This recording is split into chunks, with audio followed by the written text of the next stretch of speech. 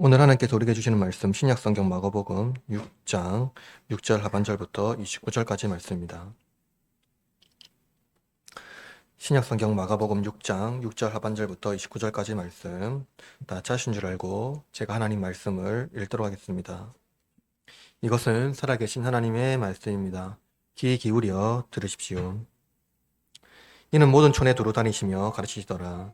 12제자들을 부르사 둘씩 보내며 더러운 귀신을 제어하는 권능을 주시고 명하시되 여행을 위하여 지팡이 외에는 양식이나 배낭이나 전대의 돈이나 아무것도 가지지 말며 신만 신고 두 벌 옷도 입지 말라 하시고 또 이르시되 어디서든지 누구의 집에 들어가거든 그곳을 떠나기까지 거기 유하라.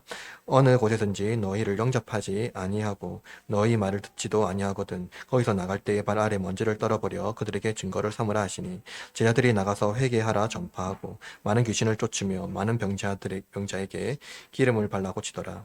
이에 예수의 이름이 드러난지라 헤롯 왕이 듣고 이르되 이는 세례 요한이 죽은 자 가운데서 살아났도다. 그러므로 이런 능력이 그 속에서 일어나느니라 하고 어떤 이는 그가 엘리야라 하고 또 어떤 이는 그가 선지자니 옛 선지자 중 하나와 같다 하되 헤롯은 듣고 이르되 내가 목벤 요한 그가 살아났도다 하더라. 전에 헤롯이 자기 동생 빌립의 아내 헤로디아에게 장가 든 고로 이 여자를 위하여 사람을 보내어 요한을 잡아오게 가두었으니 이는 요한이 헤롯에게 말하되 동생의 아내를 취한 것이 옳지 않다 하였음이라. 헤로디아가 요한을 원수로 여겨 죽이고자 하였으되 하지 못한 것은 헤롯이 요한을 의롭고 거룩한 사람으로 알고 두려워하며 보호하여 그의 말을 들을 때에 크게 번민을 하면서도 달갑게 들음이더라. 마침 기회가 좋은 날이 왔으니 곧 헤롯이 자기 생일에 대신들과 청부장들과 갈릴리의 귀인들로 더불어 잔치할세. 헤로디아의 딸이 친히 들어와 춤을 추며 헤롯과 그와 함께 앉은 자들을 기쁘게 한지라. 왕이 그 소녀에게 이르되 무엇이든지 내가 원하는 것을 내게 구하라 내가 주리라 하고 또 맹세하기를 무엇이든지 내게 구하면 내 나라의 절반까지라도 주리라 하거늘. 그가 나가서 그의 어머니에게 말하되 내가 무엇을 구하리이까. 그 어머니가 이르되 세례 요한의 머리를 구하라 하니 그가 곧 왕에게 급히 들어가 구하여 이르되 세례 요한의 머리를 소반에 얹어 내게 주기를 원하옵나이다 하니 왕이 심히 근심하나 자기가 맹세한 것과 그 앉은 자들로 인하여 그가 그를 거절할 수 없는지라. 왕이 곧 시위병 하나를 보내어 요한의 머리를 가져오라 명하니 그 사람이 나가 오게 해서 요한의 목을 베어 그 머리를 소반에 얹었다가 소녀에게 주니 소녀가 이것을 그의 어머니에게 주니라. 요한의 제자들이 듣고 와서 시체를 가져다가 장사를 하니라. 아멘. 성경은 형통, 복, 평안, 그리고 기쁨을 자주 언급합니다. 하나님은 그의 선하심과 세상에 복을 주기 위하여 이 세상을 창조하셨고 특히 인간을 자기 형상대로 만드셨습니다. 이렇게 복은 하나님께서 우리를 위하여 주신 만물을 풍성하게 하며 또 풍성하게 하신 것을 누리게 하는 것, 그것이 우리가 마땅히 누려야 할 복입니다. 그러나 인간은 하나님께서 주신 것으로 만족하지 않고 하나님께서 금하신 것을 탐하다가 결국 하나님께서 주신 풍요에서 상실의 세계로 떠나게 되었습니다. 따라서 인간이 원하는 풍요, 번영, 복과 평안과 형통은 전적으로 하나님께서 자신이 만드신 그 본래의 창조 세계에 존재하는 것이며 이는 하나님을 의존할 때 번영과 풍요를 누릴 수 있다는 것을 말합니다. 그러나 우리는 하나님 없이 풍요와 번영을 누리기 위하여 애씁니다. 우리는 종종 기독교 복음을 윤리와 도덕으로 이해하고 공자가 말하는 방식으로 성경을 해석하려고 합니다. 이런 오해는 잘못된 기독교 신앙을 가지게 하고 오해하게 만들죠. 우리는 착한 사람이 풍요의 복을 받고 나쁜 사람이 가난하고 실패하게 된다고 생각합니다. 부귀를 누리는 자들은 헐벗고 굶주린 자들이 게으르거나 숨은 죄가 있다고 생각하기 마련이지요. 그리고 그것을 만들어서 자신의 재물의 정당함을 입증하려고 합니다. 이는 착한 사람은 상을 받고 나쁜 사람은 벌을 받는다는 잘못된 신학을 형성하게 하는 것이죠. 평생 기독교 신앙에 헌신하고 믿음을 지키며 살아왔으나 세속적인 부귀를 누리는 자와 자신을 비교해 볼 때 초라해 보이는 자신을 발견한 적이 있습니까? 충분히 누릴 수 있는 명예와 재물을 버리고 교회를 섬기는 성도와 직분자로 자신을 헌신했는데 보상이 아닌 고난이 밀려올 때 하나님은 선하신 하나님입니까? 바울, 베드로, 야고보와 제자들, 그리고 초기 기독교 성도들은 그리스도의 복음을 위하여 자신의 정생애를 헌신했으나 그들에게 주어진 보상은 순교였습니다. 착한 사람이 복을 받고 나쁜 사람이 벌을 받는다는 공식이 이들에게 어떻게 적용되었을까요? 기독교는 윤리와 도덕이 가르치는 원리를 따르지 않고 그리스도의 복음의 원리를 따릅니다. 그것은 평생 복음을 위하여 헌신하고 교회를 위하여 생을 바쳤다고 하더라도 그 결과는 고난일 수 있다는 것입니다. 기독교는 기적과 성공 그리고 흥미진진한 성취를 위한 신비적인 고대 종교가 아닙니다. 자신의 성공을 위하여 신에게 의탁하고 자신의 것을 바치는 그러한 어떠한 거래의 종교가 아니라는 것이죠. 기독교는 오직 하나님의 목적을 위하여 제자의 삶을 살아가는 신앙 공동체입니다. 유일한 목적, 그것은 우리의 번영과 상관없이 하나님의 뜻을 이루는 것입니다. 하나님의 뜻이 곧 우리의 번영이기 때문입니다. 그러므로 제자란 그 결과가 고난이라도 하나님의 목적을 위하여 자신의 삶을 헌신하는 사람들의 인생, 그 이야기입니다. 따라서 제가 여러분에게 설교하려는 목적은 이것입니다. 그리스도인은 성공주의에 물든 번영 신앙이 아니라 역경과 고난 속에서도 하나님의 목적을 이루는 제자의 삶을 살아야 합니다. 오늘 제자도 하나님의 목적을 이루는 삶이라는 주제로 하나님 말씀을 선포할 때 하나님의 권능이 우리 중에 임하기를 바랍니다. 첫째, 제자를 파송함으로 제자도를 가르치신 그리스도입니다. 우리는 본문에서 나사렛 사람들이 예수님을 배척함으로 나사렛 주변에 나사렛이 아니라 이제 나사렛 주변으로 복음이 전파됨을 알 수가 있습니다. 예수님은 나사렛 주변을 다니면서 하나님 나라의 복음을 전파했습니다. 예수님은 기적을 행하셨지만 모든 사람이 기적을 보고 예수님께 헌신하지는 않았습니다. 사람들은 예수님의 기적이 사탄의 힘을 빌려서 왔다고 말하기도 합니다. 그러나 말씀은 다르지요. 예수님의 가르침은 근본적으로 그 하나님 말씀, 그분의 말씀에서 비롯됩니다. 말씀은 예수님의 인격과 사역을 더 분명하고 정확하게 보여줌으로써 헌신으로 인도합니다. 예수님은 제자들을 부르셨을 때 그 기적을 보여주지 않으셨고 다만 말씀만 하셨습니다. 그런데 갑자기 예수님이 제자들을 이제 본문에서 파송하십니다. 예수님께서 제자들을 파송하시는 것은 본문 전체를 보면은, 그러니까 우리가 지금까지 읽었던 성경 전체를 본문에서 보면은요 어색해 보입니다. 왜냐면은 제자들이 예수님의 사역에 도움이 되기보다는 오히려 걸림돌이 되었기 때문이죠. 제자들이 예수님의 사역에 도움이 되지 않고 걸림돌이 되었다는 것은 그들이 들어도 듣지 못하고 보아도 보지 못하는 영적 무지 속에 있었음을 알 수가 있는 것입니다.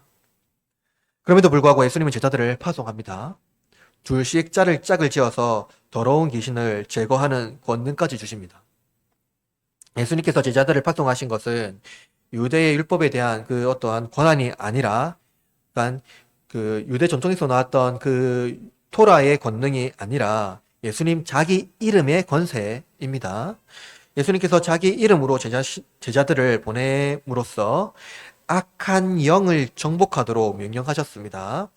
귀신들을 제어하는 권능, 그것은 토라의 권능이 아니라 오직 예수님의 이름으로 행사되는 권능입니다. 이는 예수님의 사역이 악한 영을 결박하는 것이며 이로써 인간의 죄와 사망에서 건져내어 의와 생명을 얻게 하는 것입니다. 제자들은요, 철학학파와 같은 어떤 새로운 사상이나 운동 혹은 새로운 일을 하려는 것이 아니라 예수님이 시작한 역사를 확장하기 위하여서 보냄을 받은 것입니다. 그러나 제자들이 예수님의 사역을 확장할 만한 충분한 준비가 되지 않았다는 것이죠. 이들은 예수님의 제자로 부름을 받았으나 예수님은 철저하게 준비된 상태에서 이 제자들을 파송하지는 않았습니다. 이들은 미완성된 사람들이며 여전히 제자로서 부족한 자들입니다.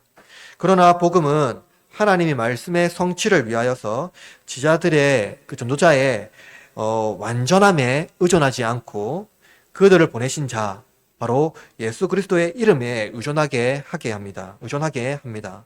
즉, 전도자는 자신의 미련함과 미성숙함에도 불구하고 그리스도의 이름에 의존할 때 복음은 예수님의 권능으로 악을 제거하고 세상을 복음으로 변화시킵니다. 예수님은 전도하는 일과 복음을 위하여 반문화적인 제자도의 삶을 요구하는데요.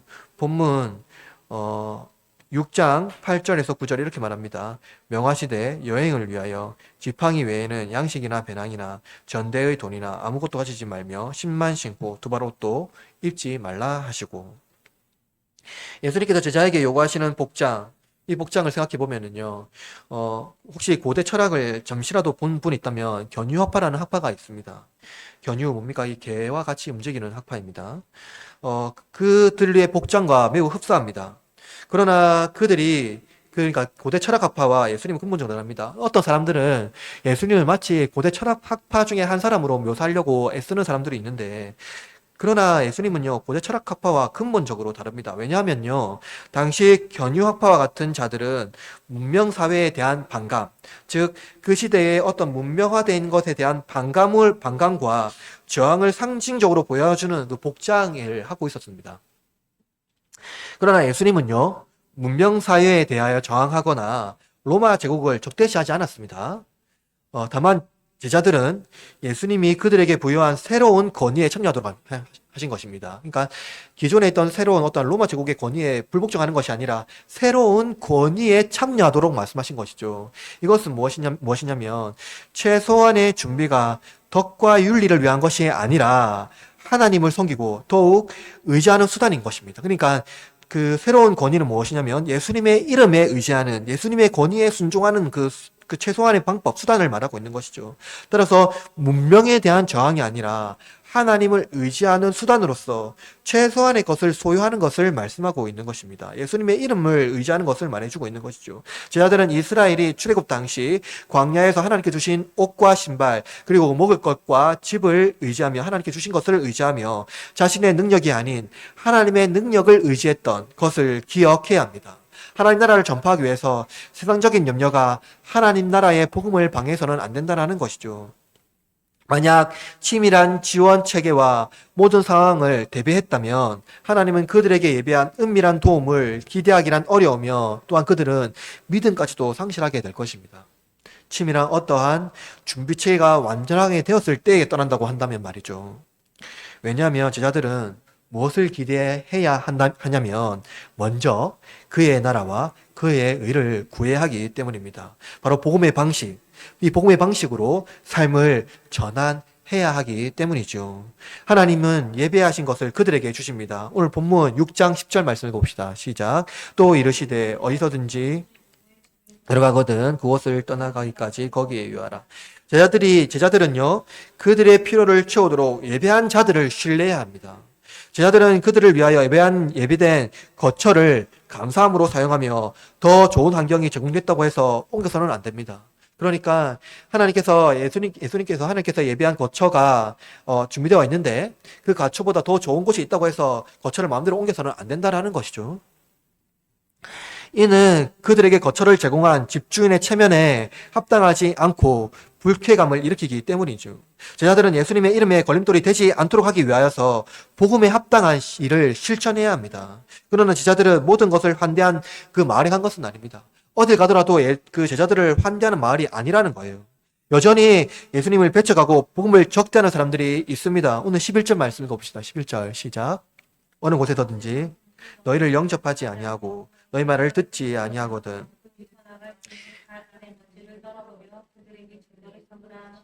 만약 제자들이 복음을 반대하는 자들을 만나면 그들은 무엇을 해야 하냐면 발 아래 먼지를 떨어버리라고 말합니다. 이는 팔레스타인 밖에 여행한 유대인들이 고향으로 돌아왔을 때, 고향이 어딥니까? 이스라엘 땅, 그러니까 가나안 땅이죠. 돌아왔을 때 무엇을 했냐면요, 가나안 땅은 무슨 땅이죠? 거룩한 땅이라고 했어요. 그래서 땅에 있는 먼지, 발에 있는 먼지를 털어버리는 행위를 했다는 거예요.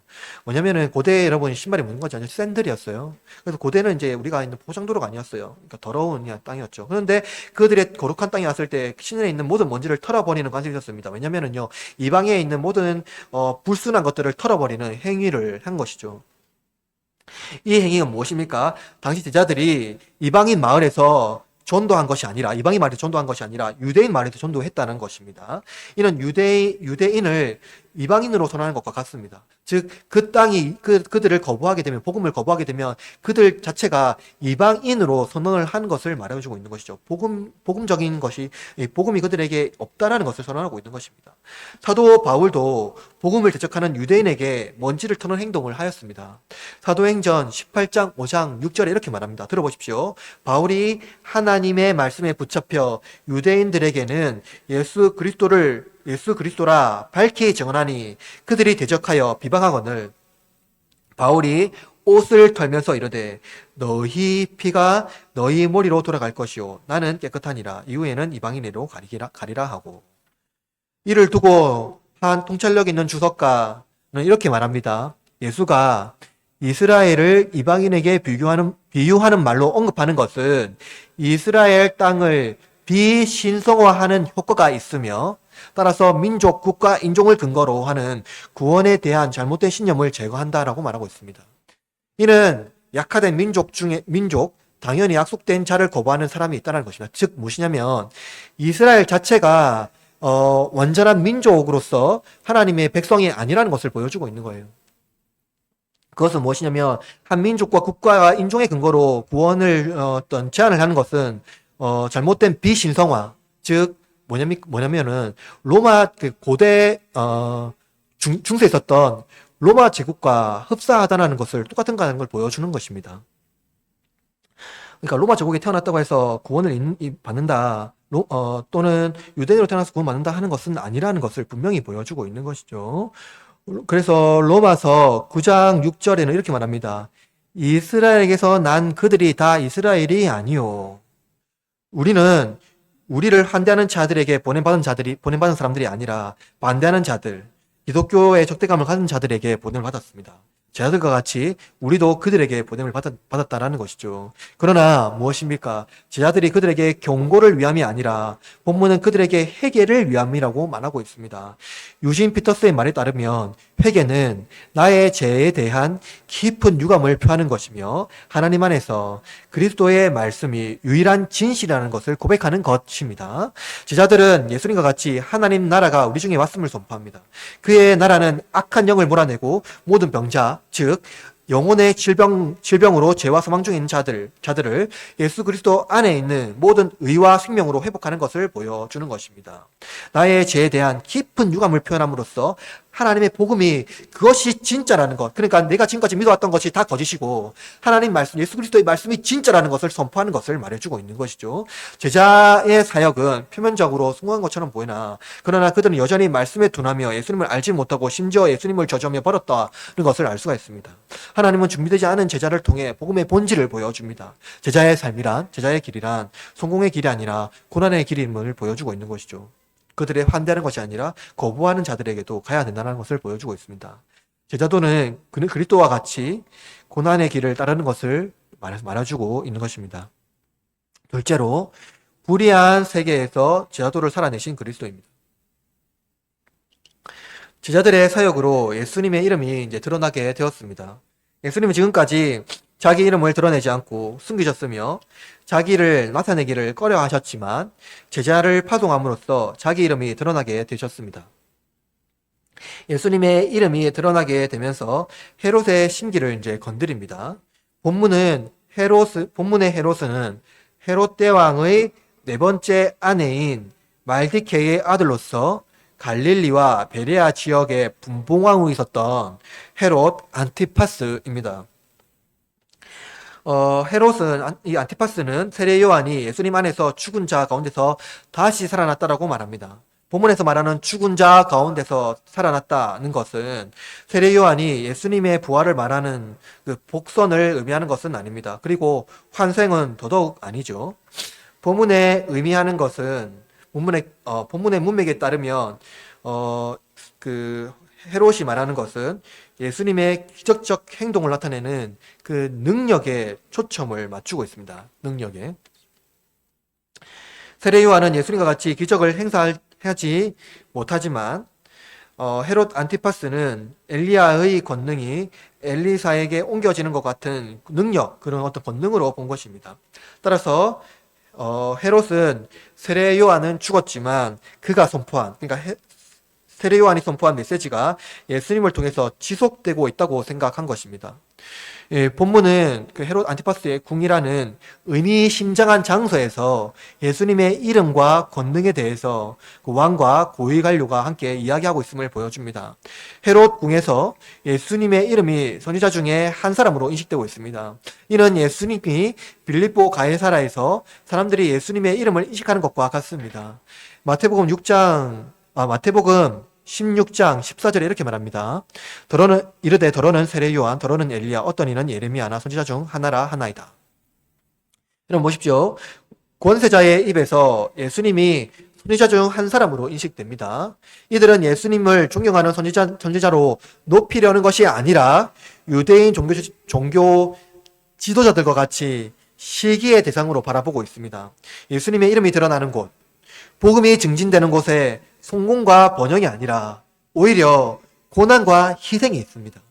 헤롯궁은 사내들인 공회와 빌라도의 법정과 같은 현실 세계이며 인간의 야망과 두려움, 시기와 질투가 뒤섞여 하나님의 신실한 종이 희생양이 될 것을 보여주고 있습니다. 헤롯은 현실 세계에서 무엇이든지 할 수 있는, 말만 하면 이룰 수 있는 권세를 지녔지만 그 반면에 세례 요한은 당대에 성공한 사람들 틈에서 아무런 도움을 받지 못하는 존재로 드러납니다. 오늘 본문 마가복음 6장 16절 말씀해 봅시다. 16절 시작.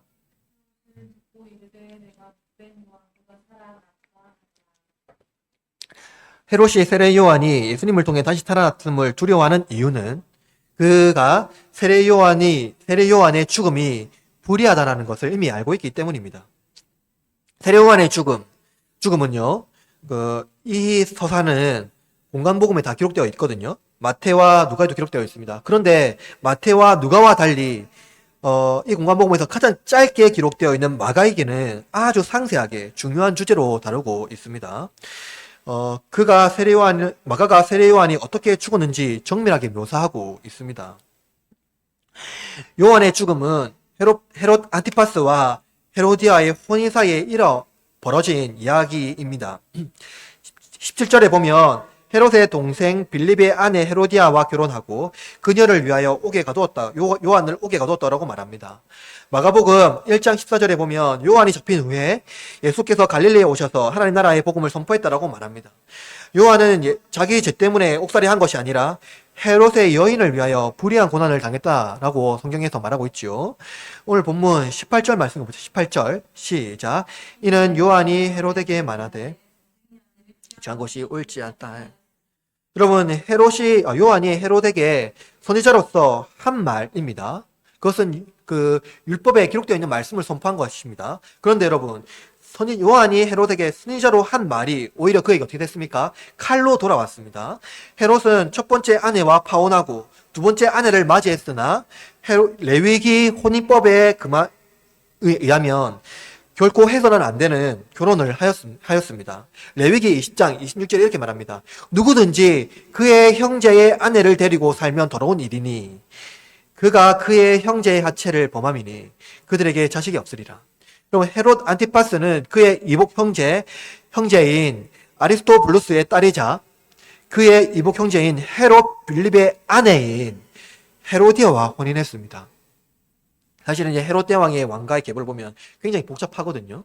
그런데 어쨌든 그 이복 형제인 그 헤롯 빌립의 아내인 헤로디아와 혼인한 것이죠. 이는 엄연히 유대 율법에 금하는 일이었으며 남편이 죽어도 불가능한 일이지만 당시 빌립이 살아있다라는 것은 그들의 죄가 얼마나 더 무거운지 보여주고 있습니다. 요한의 죽음의 열쇠는 헤롯 안티파스가 쥐고 있는 것 같지만 실제로는 헤로디아가 쥐고 있습니다. 그녀는 세례 요한이 있는 한 그녀의 결혼이 완성되지 못했다고 생각했습니다. 그녀는 세례 요한이 죽음으로써 자신의 정당성을 부정하는 자들을 처형함으로써 자신의 정당성을 이제 인정받으려 하는 것이죠. 이는 자기의 정당성을 부정하는 자들에 대한 인간의 시기가 얼마나 극심한지 보여주고 있습니다. 역사는 권세자들이 부당한 권력을 지녔다고 항의하는 자들을 처형하고 자기 권력을 정당성으로 입증하는 것을 보여줍니다. 헤로디아도 요한이 자기 결혼의 부당성을 폭로하는 것을 불편하게 여기고 그를 죽이려고 합니다. 그러나 헤로디아의 가장 강력한 장벽은 다름이 아닌 자기 남편 헤롯 안티파스입니다. 20절 말씀, 헤롯이 요한을 의롭고 거룩한 사람으로 알고 두려워하여 보호하며 또 그의 말을 들을 때 크게 번민하면서도 달갑게 들음이러라. 여러분, 헤롯의 유약함이 여기서 드러나는데요. 그는 요한을 의롭고 거룩한 사람으로 알고 있습니다. 헤롯이. 헤롯은 헤로디아의 살인 의도를 막고 있었으나 그는 우유부단한 성격이 이제 드러나는 것이죠. 그는 요한의 죽인 것에 대한 심리적 압박을 받고 있었으나 불의한 자의 죽음에 대하여 자신의 과오를 고백하지는 않습니다. 이로써 세례 요한의 죽음을 당하는 이유가 분명해졌습니다. 세례 요한은 불의한 자들의 정당성을 확보하기 위하여 죽음당한 희생양입니다. 그런데 이 일이 일어난 시기가 매우 의미심장합니다. 세례 요한이 의와 공의로운 언행, 그리고 삶과 그의 죽음에 대한 어려운 질문을 우리에게 던집니다. 그는 의로운 행동을 했고 공의로운 언행을 했습니다. 그런데 그럼에도 불구하고 그의 죽음에 대하여 너무나도 이해 불가능한 질문을 우리에게 던져주고 있는 것이죠. 또한 그가 죽음을 당한 사건이 다시 회자되고 있는 그 시점을 다시 보노라면 더욱더 혼란이 가정됩니다. 그것은 무엇입니까? 예수님의 이름이 드러난 이후입니다. 세례 요한은 하나님의 신실한 종이었으며 죄사함의 회개를 선포하고 메시아의 오심을 위하여 자신의 삶을 헌신한 선지자입니다. 평생 복음을 위하여 헌신했는데 그의 말미를 보면 너무나도 충격적입니다. 예수님의 명성이 높아지고 예수님의 이름이 드러나고 명성이 높아지고 복음이 확장되고 하나님 나라가 선포되면 상대적으로 악의 세력이 축소되고 하나님 나라가 번성해야 하는데 오히려 악이 득세합니다. 이것이 오늘날 신자들에게 가르쳐주는 복음의 비밀입니다. 예수님의 이름은 모든 희망이 사라졌을 때, 예수님은 자기 이름을 온전히 드러냅니다. 아무런 소망이 없을 때, 아무런 희망도 없을 때, 모든 것이 소망이 다 사라졌을 때 예수님은 자기 이름을 온전히 드러내는 것이죠. 마가복음 14장 61절에서 62절 이렇게 말합니다. 대제사장이 다시 물어 이르되 내가 찬송받을 이의 아들 그리스도냐? 예수께서 대답하시되 내가 그니라. 예수님은 모든 희망이 사라졌을 때 하나님의 아들 우리 구주 그리스도임을 온 열방 가운데 밝히 드러내십니다. 그리고 자기 이름이 드러난 이유로 예수 그리스도는 죽임을 당합니다. 세례 요한도 예수님의 이름이 드러날 때 그 죽음이 드러났습니다. 이는 참된 신자가 복음으로 나아갈 길을 분명히 보여줍니다. 복음의 길은 성공과 번영이 아니라 십자가입니다. 그러나 이는 세상에 이해하는 윤리와 도덕을 폐기합니다. 다른 사람이 복을 받고 잘되고 형통하고 번영을 누리는 것이 공도 아닌가요? 그것이 합당한 삶 아닙니까? 그러나 복음은 윤리와 도덕이 아닙니다.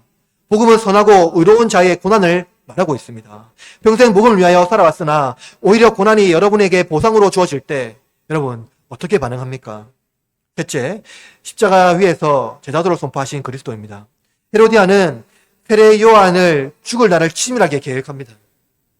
헤로디아는 헤롯의 생일날을 기회를 엿보고 요한의 죽일 날을 음모를 이제 실행합니다. 본문 21절 말씀 읽어봅시다. 21절 시작. 마침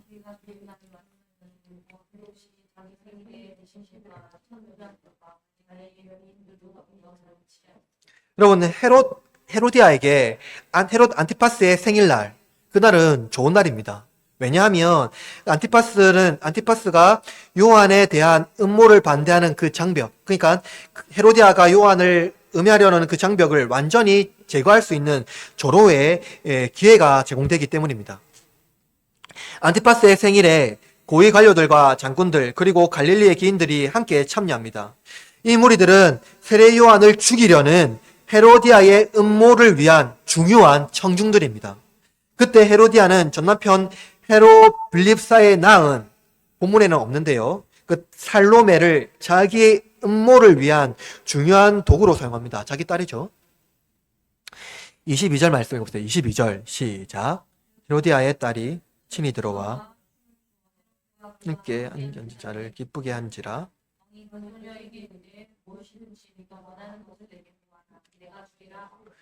헤로디아는 자기 딸을 이용하여 원하는 것을 얻으려는 인간의 추악한 면모를 보여줍니다. 이 장면은 마치 하만이 음모를 조작하여 유대인을 못살시키려는 장면을 상기시킵니다.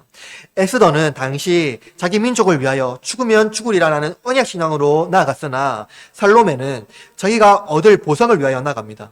이 장면에서 유대인의 전통에서 벗어난 것을 알 수가 있는데요. 이는 유대 왕궁에서 남성들이 참여한 연회장에서 황후나 공주가 등장하여 춤을 추는 일은 유대의 전통에 어긋난 것이지만, 에스더서를 보면 알 수 있죠. 그러나 헤롯의 연회장에서는 공주가 꺼리낌 없이 연회장에서 춤을 추고 있는 장면이 등장합니다. 이는 유대 왕가가 유대 전통성을 잃어버리고 헬라화 되었음을, 로마 제국화 되었음을 보여주고 있습니다. 이는 유대 전통을 지키려는 유대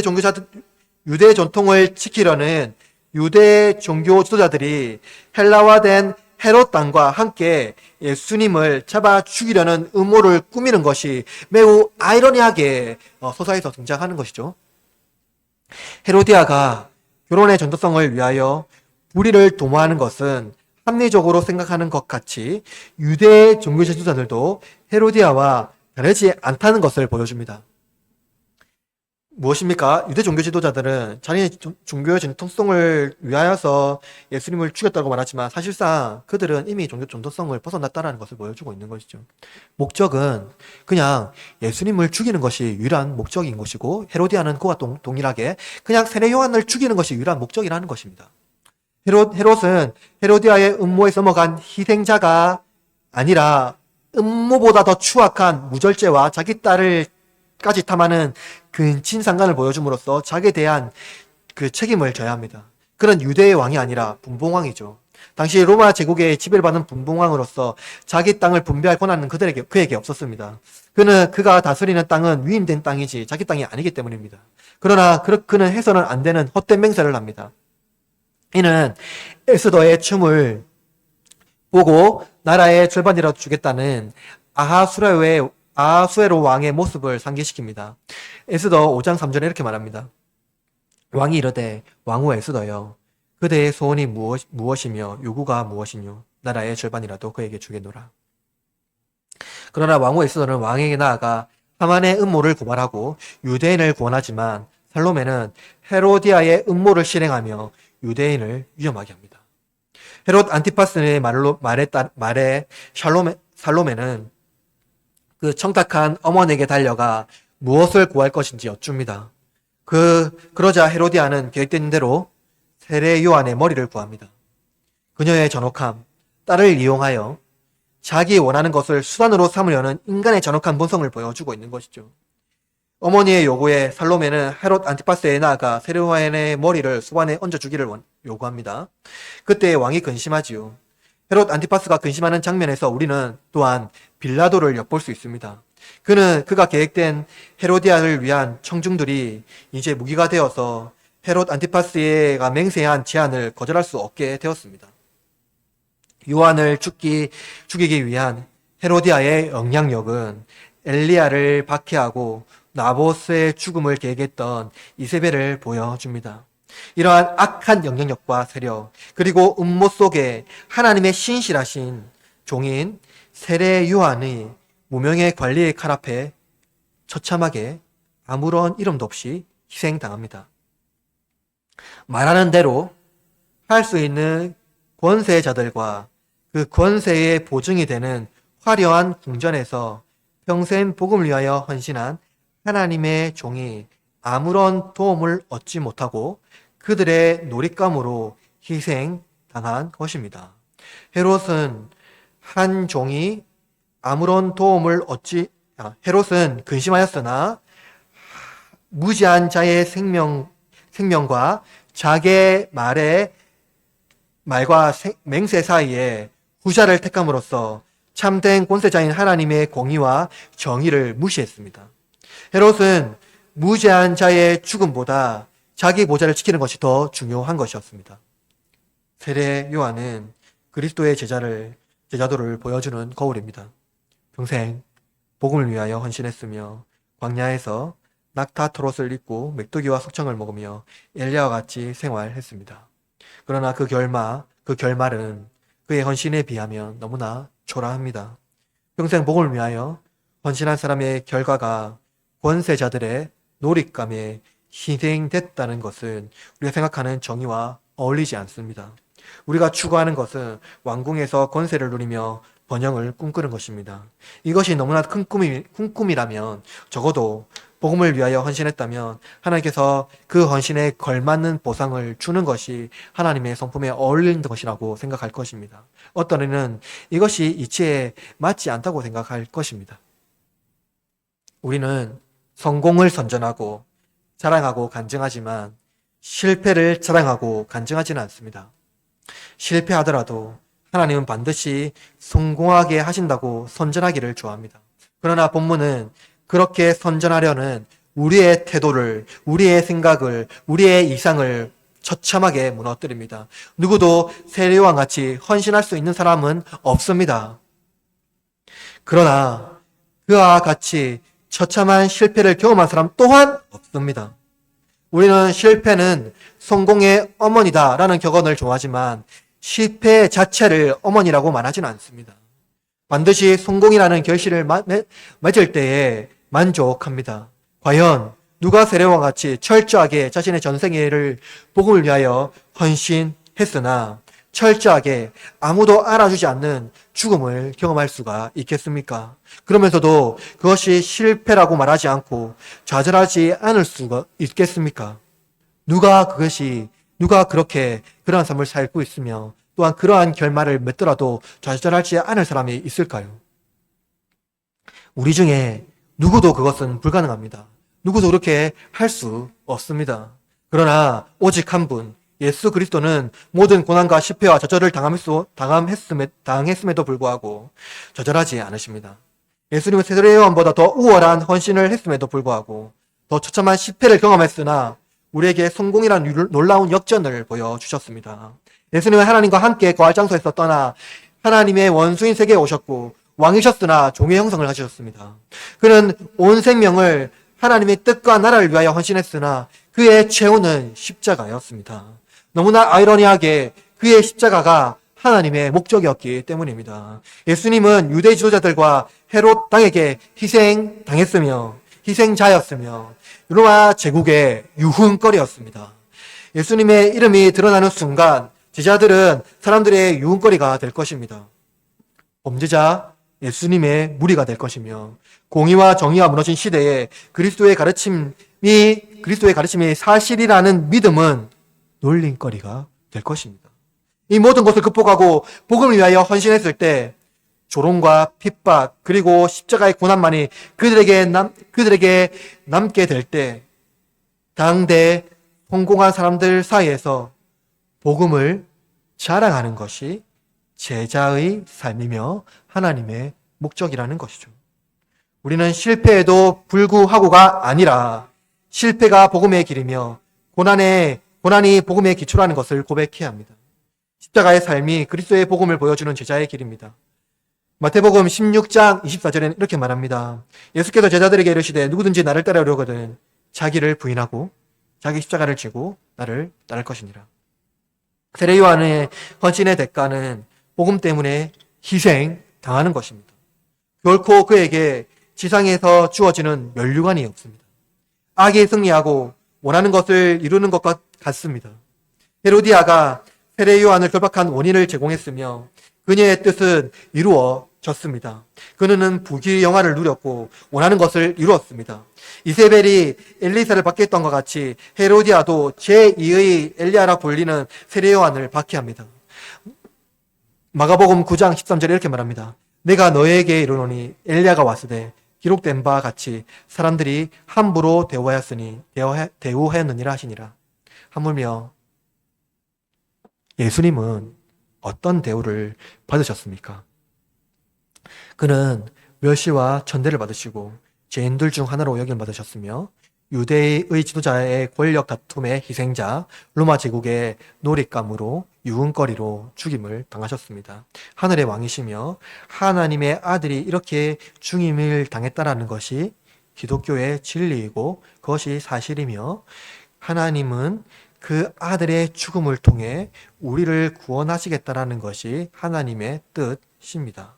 그리고 이것이 우리가 믿는 바 기독교 신앙의 특징이라는 것이죠. 복음이라는 것이죠. 사람들은 헌신을 대하여 이렇게 말하기를 좋아합니다. 하루도 빠짐없이 열심히 살았는데 고작 나한테 오는 보상이란 게 이것인가? 하루를 버티면 언젠가 해 뜰 날이 올 것이라는 동기부여가 기독교의 구원이 아닙니다.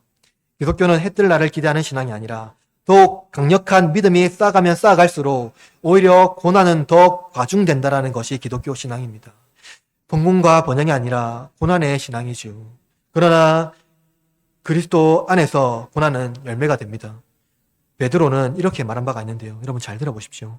베드로전서 2장 19절에서 21절에 부당하게 고난을 받아도 하나님을 생각함으로 슬픔을 참으면 이는 아름다우나 죄가 있어 매를 맞고 참으면 무슨 칭찬이 있으리요. 그러나 선을 행함으로 고난을 받고 참으면 이는 하나님 앞에 아름다우니라. 이를 위하여 너희가 부르심을 받았으니 그리스도도 너희를 위하여 고난을 받으사 너희에게 본을 끼쳐 그 자취를 따라오게 하려 하셨느니라. 그리스도께서 우리를 위하여 고난을 받으사 교회의 신앙의 참된 모델이 되어 주셨습니다. 그리스도의 고난에 참여하는 것은 하나님의 목적을 이루는 것입니다. 그의 목적은 우리가 마땅히 받아야 할 보상을 얻게 하는 것이 아니라 하나님 나라를 그의 의를 위하여 고난을 기꺼이 누리는 삶이라는 것이죠. 그러므로 기독교 신앙은 우리가 생각하는 세상과의 영광과 다르며 하나님 앞에서의 얻는 영광으로 살게 하는 것입니다. 기독교 복음은 세상에 가르치는 번영과 혼동하지 마시기를 바랍니다. 착하게 사는 사람들이 복을 받는 것, 열심히 살면 그리고 헌신하면 그만한 결과와 보상이 주어지는 것, 그것이 기독교 신앙이 아니라는 것이죠. 그것은 세상의 좋은 소식에 불과합니다. 우리가 한 것에 대하여서 하나님이 나에게 마땅히 대우를 기대하는 것, 그것은 참된 기독교 복음이 아니라는 것입니다. 기독교 복음에 헌신하는 보상으로, 기독교 복음은 헌신이 보상으로 주어지지는 않습니다. 우리의 동기와 목적, 그리고 이유가 있기 때문에 하나님을 예외하지 않습니다. 아무런 대가 없이 세상에 오셨으나 우리를 얻는 대가로 자기 생명을 주신 그리스도의 복음이 진리이며 진짜라고 확신하는 믿음이 교회입니다. 신앙입니다. 우리는 그가 우리를 위하여 아무런 대가 없이 지불하신 그의 사랑에 힘입어 대가 없이 복음에 헌신하며 그리스도의 십자가의 고난에 동참하는 제자들입니다. 오늘날 인플루언서, 즉 영향을 행사하는 사람, 혹 영향을 끼치는 사람을 선망하고 존경하는 시대를 살아갑니다. 권세를 얻고 싶고 명성을 얻고 싶는 것이 세상의 방법입니다. 그러나 우리는 인플루언서가 되려고 할 필요도 없고 그들을 존경하는 사람도 될 필요가 없습니다. 우리의 목적은 하나님의 목적을 이루는 것이기 때문입니다. 복음을 위하여 헌신하더라도 그만한 보상이 주어지지 않을 때 믿음은 더욱더 견고해집니다. 그러므로 흐르는 장로교회 교우 여러분, 예수님을 따르는 제자도는 세상이 부러워하는 부귀영화를 누리게 하지 않지만 우리의 영혼을 새롭게 하고 변화받아 영혼의 부귀영화를 누리게 합니다. 금은보화는 밤낮을 지키기 위하여 번민하지만 영혼의 금은보화는 샬롬을 누리게 합니다. 제자도는 하나님의 목적을 이루는 것입니다. 세상의 범법이 아니라 반문화적이며 복음적인 삶을 살아내는 것입니다. 그러나 그 삶에는 언제나 조롱과 박해가 따르며 고난을 받지만 복음에 참여하는 기쁨을 얻게 될 것입니다. 사랑하는 흐르는 장로교회 교우 여러분, 오늘 우리는 제자도의 삶을 대하여 살펴보았습니다. 제자의 삶은 성공한 사람들 사이에서 복음적 삶을 살아내는 것입니다. 그들을 부러워하지 않고 그리스도의 십자가를 부끄러워하지 않는 것입니다. 성공이 우리의 목적이 아니라 그리스도의 십자가가 우리의 목적입니다. 우리의 나가야 할 길은 성공과 번영 그리고 명예를 획득하는 것이 아니라 하나님 나라와 그의 의를 위하여 그리스도의 영광을 드러내는 것입니다.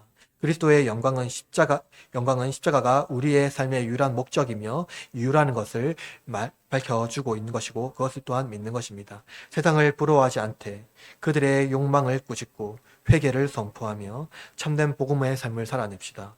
혹시 우리 속에 있는 욕망을 제거하지 못한다면 기도함으로써 회개하고 욕망을 꾸짖고 성령의 도우심을 구하며 우리의 중보자 되신 그리스도께 기도하며 그의 이름을 의지합시다. 한 주간 삶을 살아내실 때 우리의 삶에 역사하시는 하나님을 기대합시다. 그는 우리의 고난이 의미 없다 하지 않으시고 기쁨으로 고난을 받아 주실 것입니다.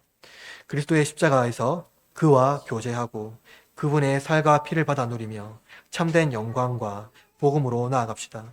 그분은 십자가에서 우리를 만나 주실 것입니다. 한 주간 고난 중에도 승리하시고 기쁨으로 제자의 삶을 살아가는 하나님의 목적을 이루며 한 걸음 한 걸음 더 하나님과 가까워지는 흐르는 장로교회 교우들 되기를 주님의 이름으로 축원합니다.